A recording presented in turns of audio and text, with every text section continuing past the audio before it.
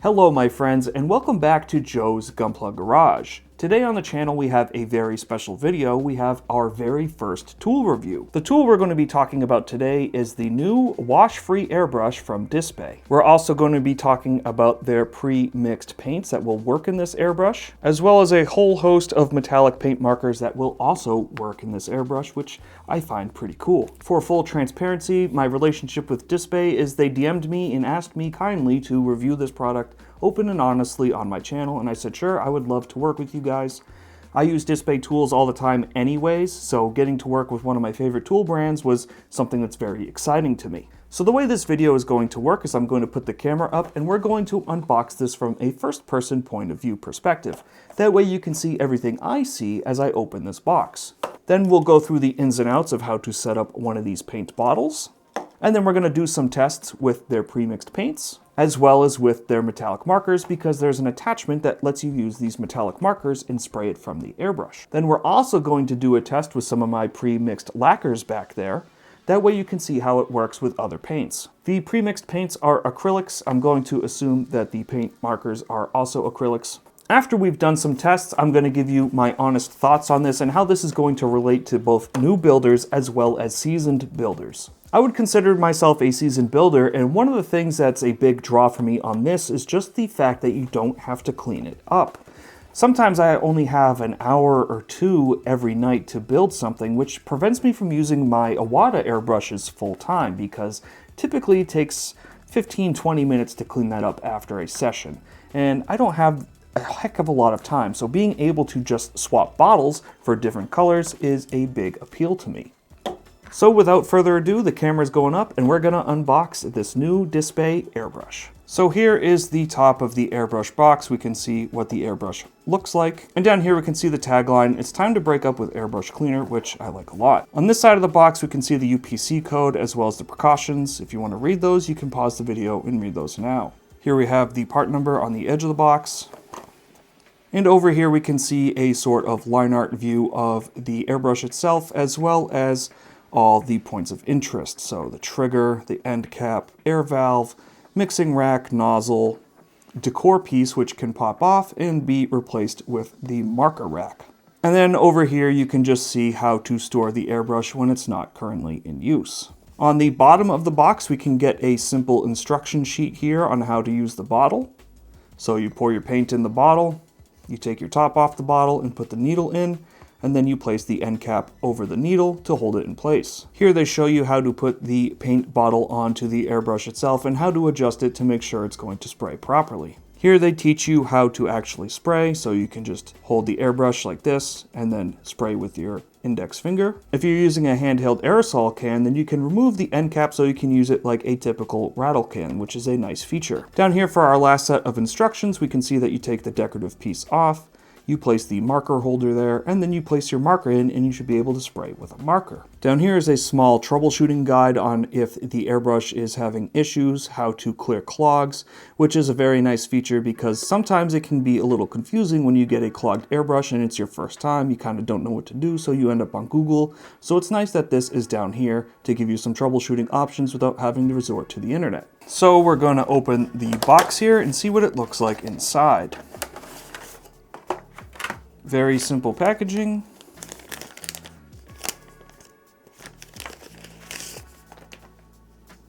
And here we have the airbrush itself. Now let's first test the trigger and see how the trigger feels.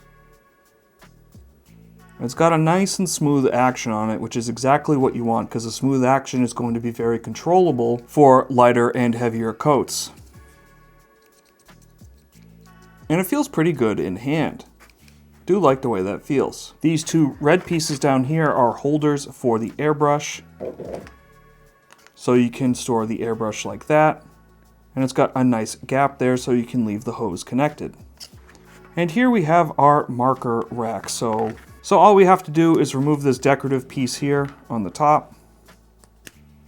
And this plugs in directly up there. So then you put your marker in and then you can spray the marker color, which is pretty nice. And I like this tang here. It feels very good in hand. It feels really, really good in hand. And that's pretty important. So what I'm going to do is I'm going to connect this to my compressor, and we're going to do some paint tests on paper just to see how it sprays. So this is my Iwata Eclipse, and hopefully it can connect up in here. That way we can use the water separator. And it screws on like so. So basically I need to turn my compressor on and we're ready to paint. So here we have our paint bottle, and we need to put this needle within. Here's the cap, and then we need to screw off this other end cap. Now this is a 0.5 needle. They do also make 0.3 needles, but I only have 0.5s. And with the needle still in, you can put the cap on it. So if you wanted to set this up as your black bottle, you could certainly do that. And I think that's what we'll do here. So we're going to take this ultra black and put probably 10 milliliters within it. So we're going to give this black a good shake. Make sure it's properly mixed up. And then we're just going to put a little bit in here. I'm just going to put the hose in. And here we go, we're basically almost set up to spray some black.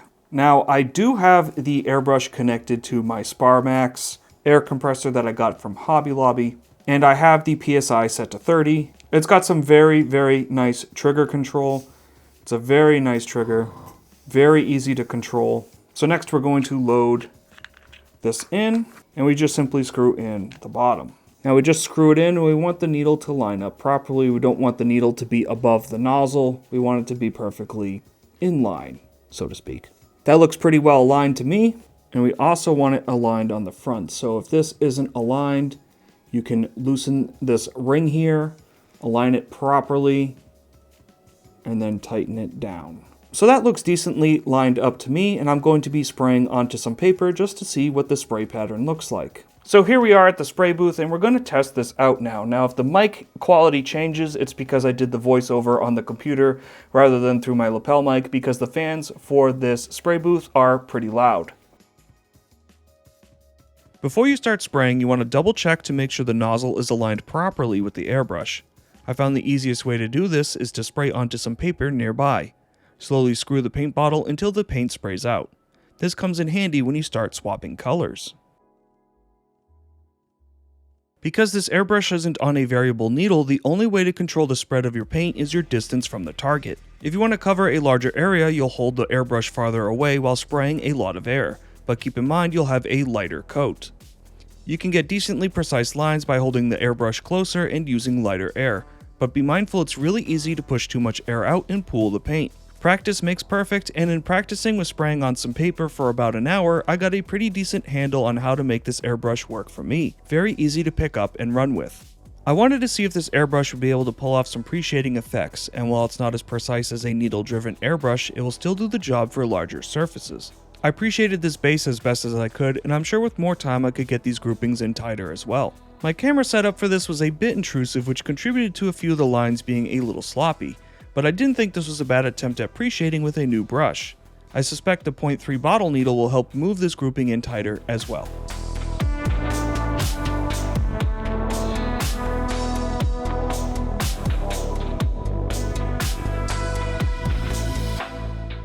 Here is another precision and closeness test done on a piece of paper where I can more freely move the airbrush around. You can see I was able to say hi to you all with a clear and eligible spray pattern. Next, I wanted to try to spray with a marker. What I found during my test, as well as through research online, is that this method works but is very limited in scope. The markers must be shaken and the paint primed to the tip, but it helps to prime it until there is a decent puddle of paint. Then the airbrush will spray as long as the marker tip is aligned with the nozzle. The problem with the marker spraying is it runs the marker dry quickly. The air brushes the paint too quick for the marker to keep up with paint flow.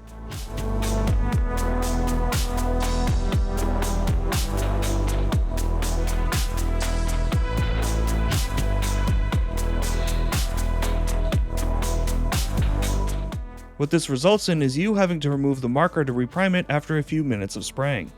I could see this being useful for smaller detail work on an inner frame, but you'll need to be priming pretty frequently if you were to paint a whole kit like this. The marker does have a very large spray pattern and a little bit of an overspray on this pattern as well. It's very hard to get precise details with this marker, so you definitely want to be mindful of that if you are interested in this marker spraying gimmick on this airbrush.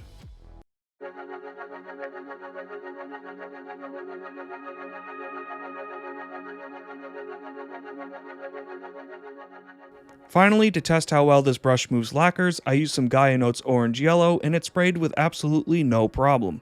I used my spray booth scraper as a test and it had a great coverage throughout the whole scraper.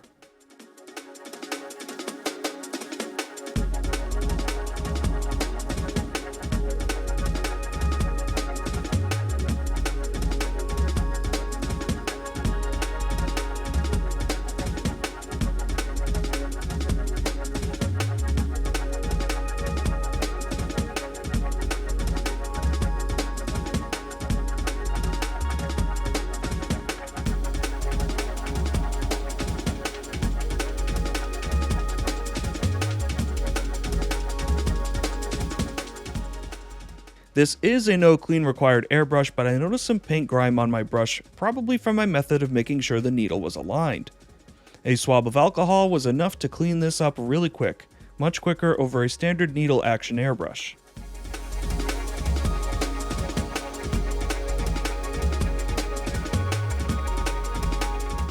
Because Dspiae sent me their whole suite of colors, I wanted to put this airbrush through its paces, and what better way to do that than a full painted Gunpla build.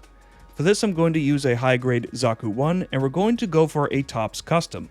So we'll need to mix the colors to come up with that mustard yellow color and the brown color for the chest. Before I mixed any colors, I went ahead and closed most seam lines beforehand so everything was ready for primer, priming the whole kit with the Dspiae primer.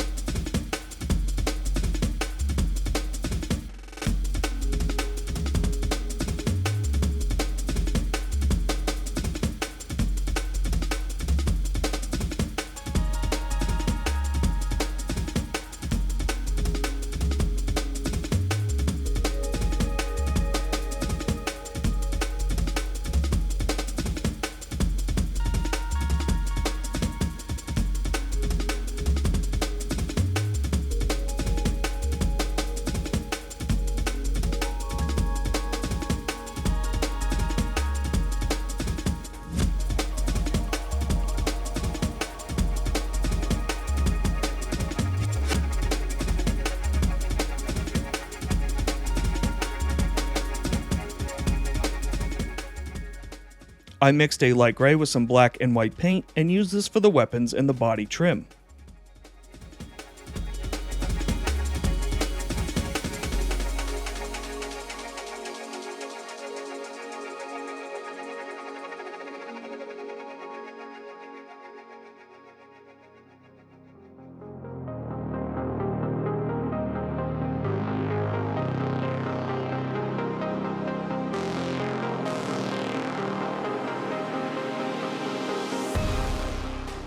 Next, I used black for the mono eye.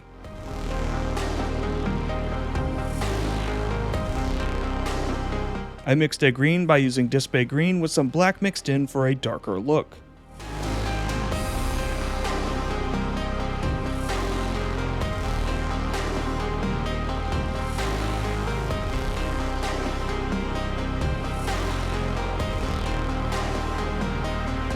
For the hands and body trim, I mixed a dark gray with black, white, and a bit of their purple color to give it a little more depth.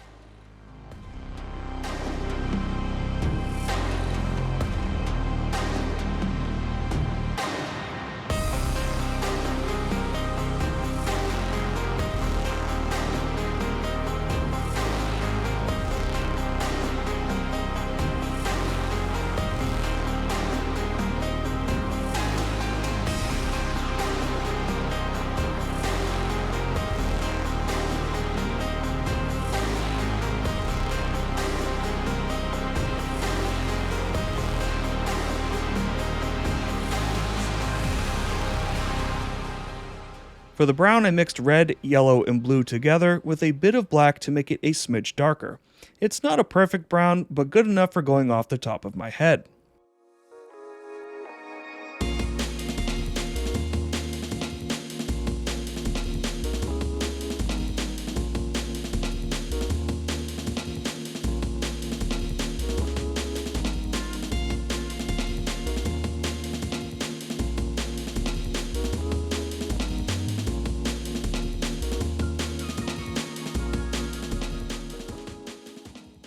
For the tan color, I went with yellow, white, and a bit of black, and a smidge of green.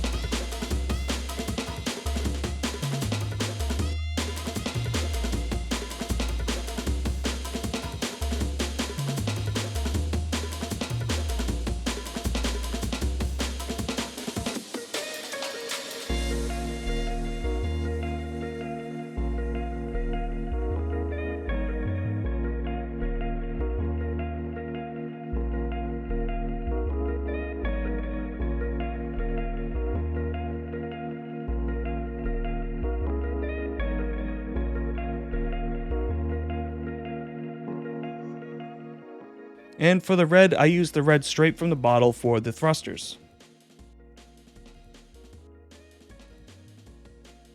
Once the paint had dried, I used Tamiya Accent Color Black to panel line the kit. I wanted to see how the Dspiae paint would react to the harsh thinners in the Tamiya, as well as being cleaned up with Zippo lighter fluid. During the process, everything flowed decently well, and I didn't have any issues with Dspiae paint reacting to the panel liner or the lighter fluid that I used.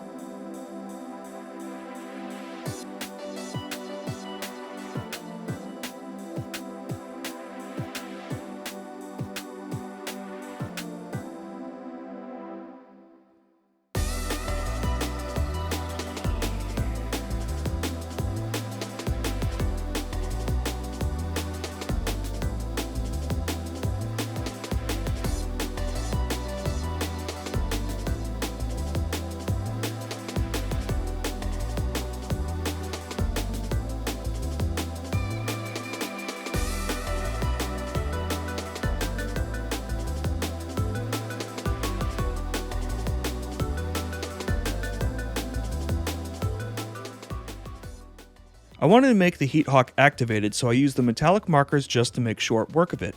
The markers definitely work better as markers and had a decent even dry to them, without super noticeable brush strokes.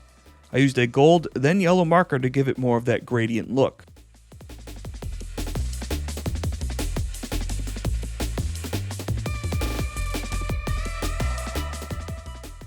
With the kit completed, I did a once over of all the colors and was really impressed with the final result. The paint leveled out really well and had a nice glossy finish.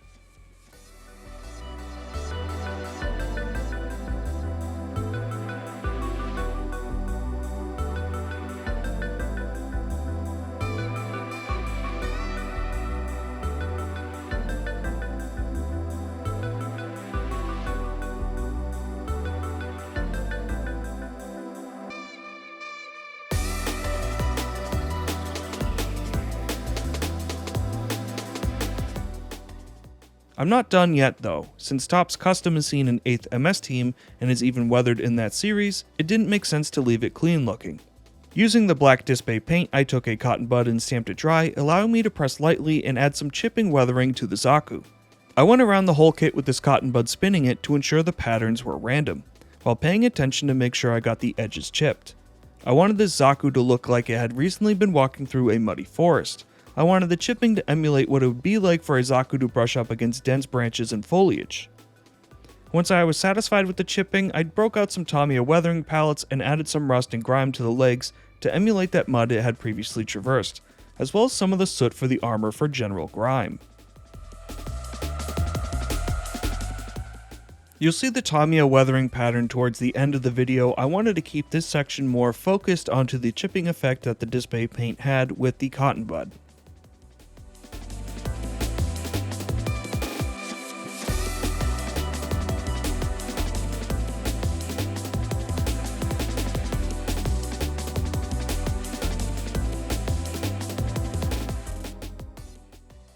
Here's the final result of all the chipping before the Tamiya weathering palette. I think it came out pretty good. We reached the end of the video where I give you my final thoughts on this Dspiae Washfree airbrush. How well does it function and what is its performance like? The Dspiae airbrush is one I found to perform at a very good level. It doesn't perform to the same pedigree as needle-driven airbrushes, but I don't think it was ever intended to. The spray pattern covers a large area and has a decent sized grouping of paint, leading to a nice even coverage of parts. You can use this airbrush for pre-shading on larger models, but may find this to be a difficult learning curve for smaller models. It's precise to a point, but if you really wanted to do precise thin pre-shading, that's where you'd want a needle-driven airbrush to come into play. When comparing this to airbrushes of similar design, it functions much better. I had a much better time with the Dspiae airbrush over the Testor's A220 airbrush that I used many years ago. The airbrush functioned as advertised with absolutely no issues. The premixed XG paint series flowed wonderfully from the bottle and can even be used for more than just airbrushing. I was able to use this to add chipping to my Zaku with ease. Mixing these paints was extremely easy, and even swapping paints during my session was a breeze, much faster over a needle-driven airbrush. The airbrush is dual purpose, allowing you to use paint markers with the airbrush. I see this as a nice additional gimmick, with the bottle paint being the main focus of the functionality of the airbrush. Using a marker is possible, but is not as easy as using a bottle. The marker does not flow paint quick enough to keep up with the air demands of the airbrush. You will have to reprime these paint markers often if you are to use them to paint a whole kit. On the flip side, the markers apply wonderfully to the model when used as a marker and have really nice coverage even over darker colors, with a decent finish once you're done marking the parts. This is a decent alternative to hand painting fine details with a brush, and similar to the airbrush's tagline, removes the need for cleaning up brushes. How reliable is the tool? The reliability of the Washfree airbrush is top notch. The build quality is solid and the trigger is easy to use and very precise. It's easy to pull this trigger and have the slightest bit of air come out. Seeing as this airbrush requires no disassembly for cleanup, I don't foresee this changing anytime in the near future after repeated use.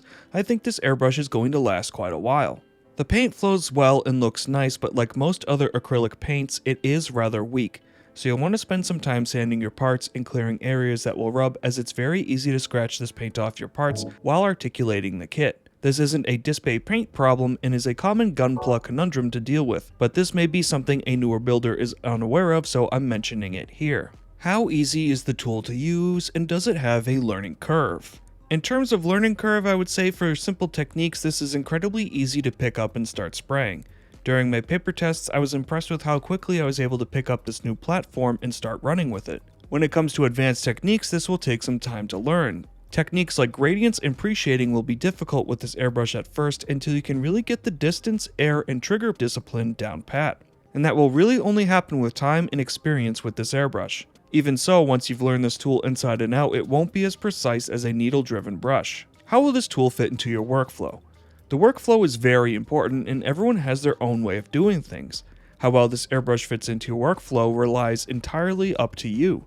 You can use this airbrush at the beginning to prime a kit or at the end to clear a kit. You can use this to add color separation in the middle of your build. It has multiple purposes here and can fit into any aspect of your workflow where adding paint would seem fit. Is this a good tool for beginners? For builders who are new to the hobby and wanting to dip their feet into airbrushing but not wanting to take the plunge into spending hundreds of dollars on a professional setup, I think this airbrush would be a decent purchase. One of the biggest pluses here is how quickly I can change colors during my painting session, getting the whole Zaku painted in under an hour. This is a great brush for coverage and larger paint jobs, so if you're looking to do a full color change to kits on a budget, you'll be in good hands here. Not everyone has $350 lying around for a full setup, and I think this does a decent job of fitting that cheaper budget option. Is this a good tool for veterans? If you're a veteran builder who's been building and spraying for years, this airbrush is going to be redundant in your toolbox. With that said, if your life is busier, it may be a decent time savings to get this for more simpler jobs. I know a lot of builders have multiple airbrushes set up for different colors or spraying patterns. With this airbrush being quick to swap colors on with high amounts of coverage, you could use this for a lot of your base coats while keeping your precision airbrushes on standby for other needs as well. If I'm working on a more laid back piece, I can see myself using this for nearly the entire project, especially if I'm changing the colors of an entire kit like the Zaku here.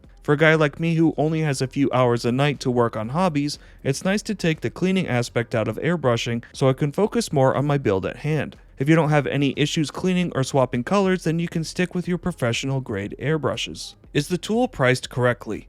Looking at other tools comparatively, I'd say this tool is priced fair, with the starter set being $35 on Gundam Place, which includes 3 bottles and a plethora of needles. Add in a starter air compressor for around $50, and premixed paints for $5 a bottle, and you're off and spraying for about $100. I can't speak to its value against many competitors, but compared to the old Testors A220 that I used to have, this is a vast improvement. I think the tests we did here for this video, as well as the final product of the Zaku we painted, speaks to the value of this airbrush very well. You can get a decent finish, and that's ultimately what matters here. My final thoughts. The Dspiae airbrush is a good value all around that performs well from a bottle but is a little anemic when spraying from a marker, though that option is there if you need it.